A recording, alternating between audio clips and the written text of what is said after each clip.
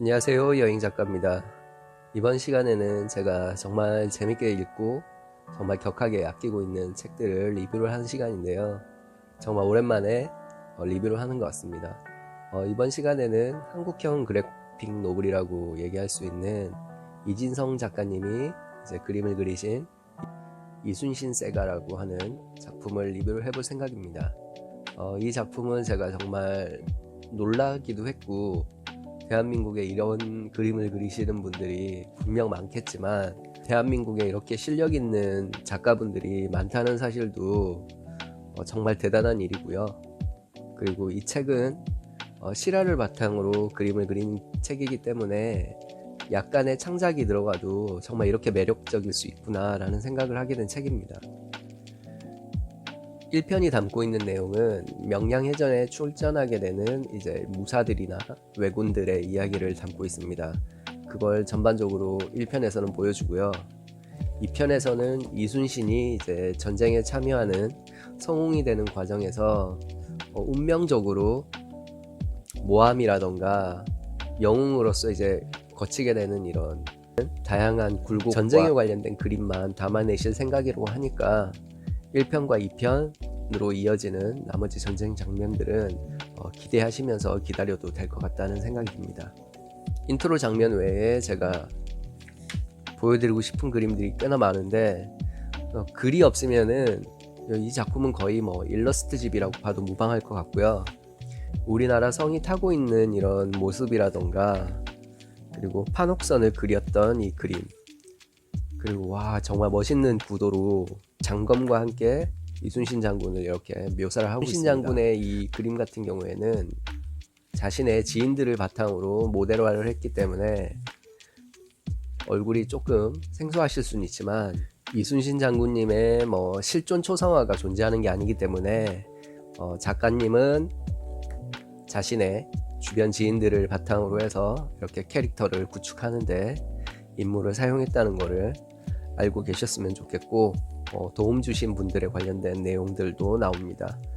뿐만 아니라 갑옷에 관련된 전반적인 고증들이 굉장히 디테일하게 잘 돼 있다는 것을 보실 수가 있는데, 이런 구름이나 매 그리고 갈매기들을 표현하는 방법들도 이 작가님이 가지신 독특한 기법이라고 할 수 있을 것 같습니다. 자, 이건 정말 제가 보면서 놀랬던 장면이기도 하죠. 세키분해하고 그리고 안택선의 명량에 출전하는 이 해군들의 모습을 전반적으로 이제 와이드하게 표현을 한 작품인데, 이 컷만 봐도 정말 액자화해서 소장하고 싶은 생각이 물씬 든다고 저는 생각이 듭니다.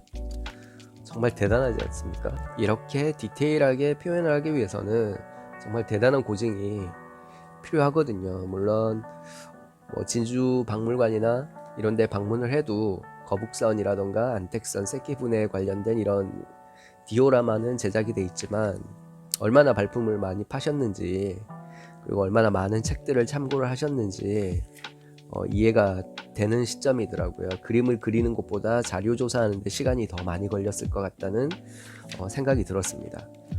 자, 이렇게 일본인들이 아직 이순신의 존재를 모르는 장군이 참전하는 부분이 있어서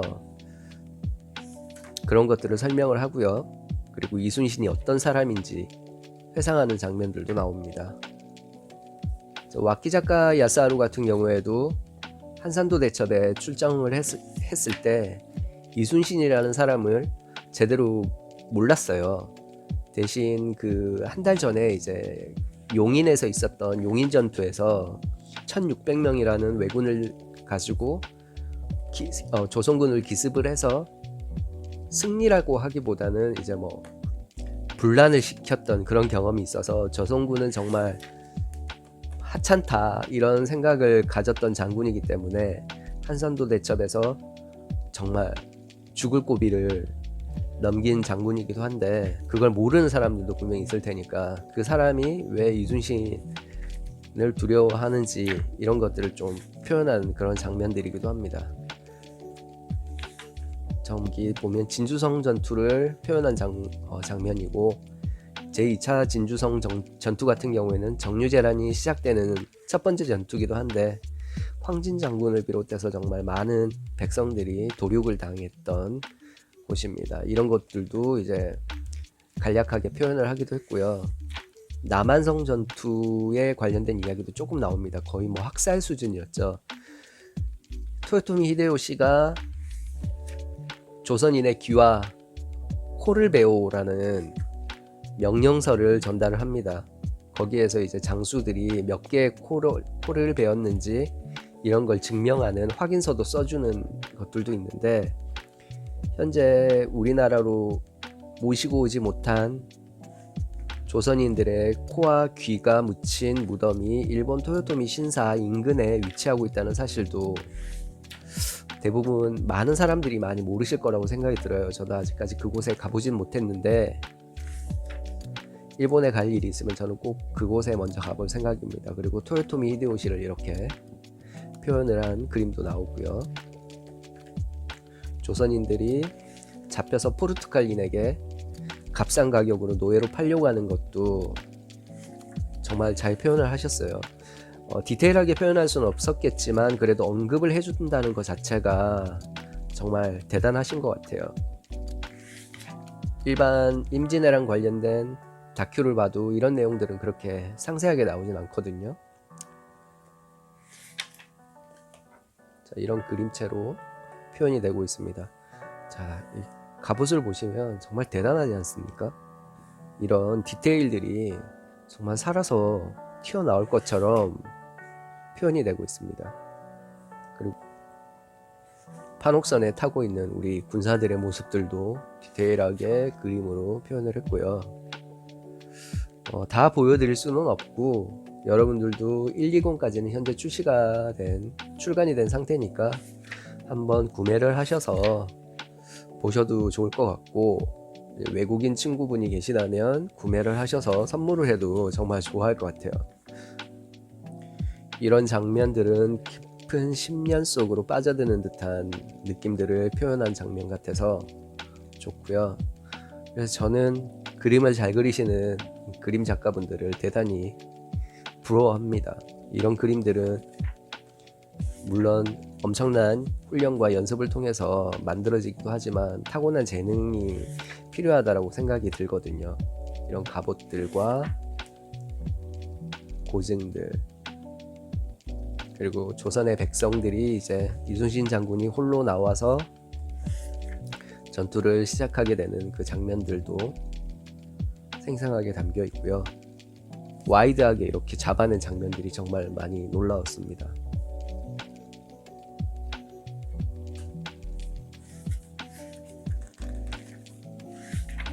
자, 한번 전반적으로 일본의 느낌을 살짝 보시죠.